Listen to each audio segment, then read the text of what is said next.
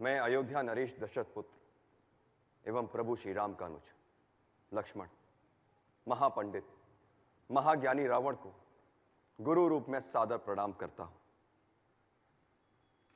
आयुष्मान भव लक्ष्मण। कहो, अपने जीवन की इस अंतिम बेला में मैं तुम्हारे किस हित की पूर्ति कर सकता हूं? हे महामना, नीति, धर्म, राजनीति एवं समस्त वेद शास्त्रों के ज्ञाता, आप अपने ज्ञान और अनुभवों की दीक्षा से लक्ष्मण के जीवन का मार्ग प्रशस्त करने की कृपा करें। मैं देख रहा हूं लक्ष्मण, तुम एक योग्य शिष्य की पात्रता लेकर उपस्थित हुए हो। अस्तु, मैं अपने जीवन के कुछ अनुभव तुमसे अवश्य साझा करूंगा। हे भानुकुल भूषण, अहंकार चाहे सत्ता का हो या सौंदर्य का,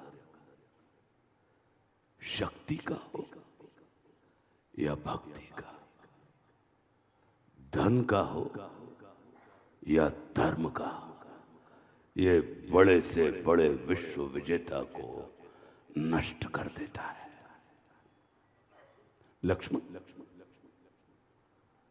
सत्ता और संपत्ति से उत्पन्न अहंकार का तो फिर भी निदान है, किंतु ज्ञान और धर्म से उत्पन्न अहंकार का कोई निदान नहीं है। रावण को अपने ज्ञान का अहंकार था और तुम्हारे भाई राम को अहंकार का ज्ञान है। ज्ञान व्यक्ति को भार मुक्त भी करता है और भार युक्त भी करता है, इसलिए विद्वान और विद्यावान को कभी एक मानने की भूल मत करना लक्ष्मण। विद्वान अर्थात उच्च शिक्षित जो रावण है, और विद्यावान अर्थात सुशिक्षित जो तुम्हारे भाई श्री राम है।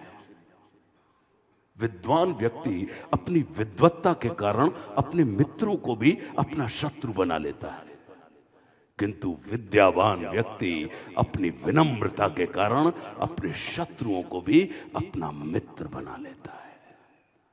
ये जगत दोनों के सम्मुख हाथ जोड़कर खड़ा रहता है, किंतु स्मरण रखना, विद्वान के सम्मुख ये भय के कारण हाथ जोड़ता है और विद्यावान के सम्मुख ये भाव के कारण हाथ जोड़ता है। लक्ष्मण,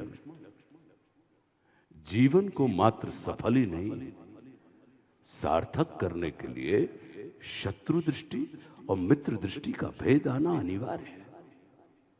मित्रता भले ही अपने समतुल्य या अपने से निम्न स्तर के व्यक्ति के साथ कर लेना, किंतु शत्रुता सदैव अपने से योग्य, अपने से श्रेष्ठ व्यक्ति के साथ ही ठानना, क्योंकि ये जगत हमारे व्यक्तित्व का आकलन हमारे मित्रों को देखकर नहीं, हमारे शत्रुओं को देखकर करता है।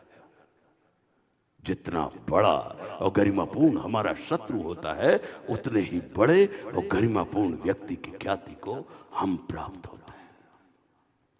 देखो ना, इस जगत में जो कुछ राम से जुड़कर प्राप्त नहीं किया, उसे रावण ने राम से लड़कर प्राप्त कर लिया।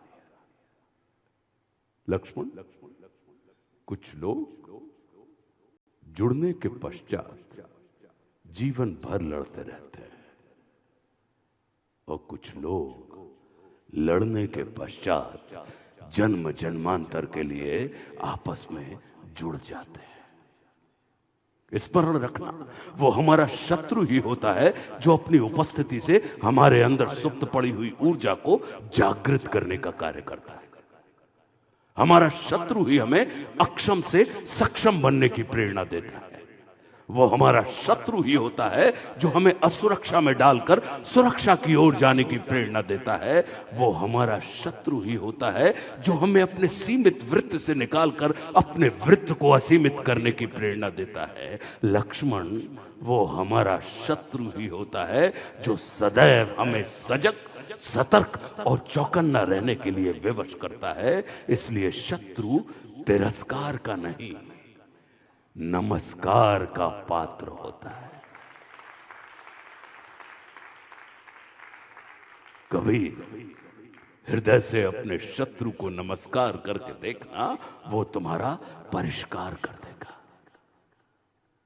लक्ष्मण, शत्रु क्रोध का नहीं, शोध का और बोध का विषय होता है। हम अपने मित्रों से अधिक अपने शत्रुओं का स्मरण करते हैं, उनका चिंतन करते हैं, उनका मनन करते हैं। और जिसका हम चिंतन, मनन, स्मरण करते हैं, जीवन में हम बिल्कुल उसी के जैसे हो जाते हैं। इसलिए मित्रों के चुनाव से अधिक सजगता की आवश्यकता शत्रुओं के चुनाव में होती है। प्रयास करना भानुकुल भूषण, महत्वपूर्ण व्यक्ति बनने की अपेक्षा उपयोगी व्यक्ति बनना अधिक कल्याणकारी होता है, क्योंकि जो उपयोगी होता है वह जीवन पर्यंत महत्वपूर्ण बना रहता है। महादेव को प्रसन्न करने के दो मार्ग हैं। या तो हम कामना से पूरित होकर महादेव की उपासना करते हैं, या भावना से भरकर महादेव की उपासना करते हैं। स्मरण रखना, जब हम कामना से पूरित होकर महादेव की उपासना करते हैं, तब महादेव हमें वह देते हैं जो हमें प्रिय होता है।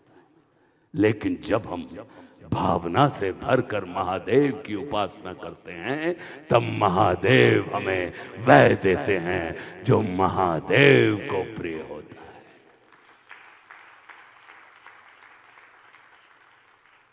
जिनकी उपासना में कामना होती है, उन्हें महादेव से चाहिए होता है, और जिनकी उपासना में भावना होती है, उन्हें महादेव चाहिए होते हैं।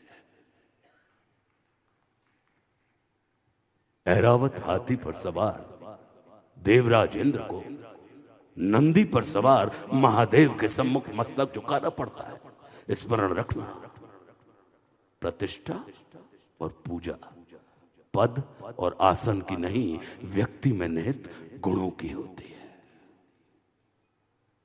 ये सारा नीति ज्ञान तुम्हारे भाई श्री राम स्वयं तुम्हें दे सकते थे, किंतु उन्होंने तुम्हें मेरे पास भेजा। जानते हो क्यों? लक्ष्मण, मेरी संस्कृति असुर की है, किंतु मैं प्रकृति से एक तपस्वी, साधक हूं, आचार्य हूं। और किसी भी व्यक्ति को अपने जीवन के अंतिम क्षणों में अपनी संस्कृति के अनुसार नहीं, अपनी प्रकृति के अनुकूल कर्म करने चाहिए, तब उसे मृत्यु नहीं, मुक्ति प्राप्त होती है। और राम रावण को मारना नहीं, तारना चाहते हैं। तभी तो उन्होंने मेरे जीवन के अंतिम क्षणों में मेरी प्रकृति के अनुकूल उपदेशात्मक कर्म करवाकर मेरी मुक्ति के मार्ग को प्रशस्त कर दिया।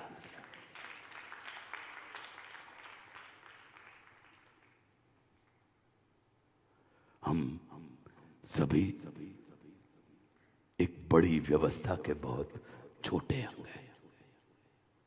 जैसे मनुष्य के शरीर को संचालित करने वाला मस्तिष्क आकार में शरीर से बड़ा नहीं होता, जैसे गज को संचालित करने वाला अंकुश आकार में गज से बड़ा नहीं होता, वैसे ही किसी भी व्यवस्था को संचालित करने वाले व्यवस्था प्रमुख को कभी भी व्यवस्था से बड़ा नहीं होना चाहिए। अपने नाम लक्ष्मण का अर्थ जानते हो? लक्ष्य की ओर सदैव उन्मुख रहने वाले मन को लक्ष्मण कहते हैं।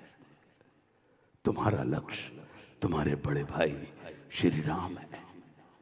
सदैव उनके अनुगामी रहना और मात्र उनके चरणों को ही नहीं, उनके आचरण को भी अपने जीवन में उतारने का प्रयास करना और स्मरण रखना, मार्ग कभी एक नहीं होता और लक्ष्य कभी दो नहीं होते।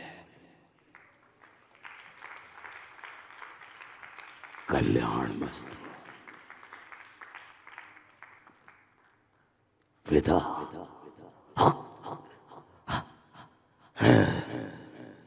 शेष दक्षिणा रावण की अंतिम क्षण है। वो दो स्वामी शिव के भक्त दशानन को अपनी आभा में लो स्वामी। हर हर महादेव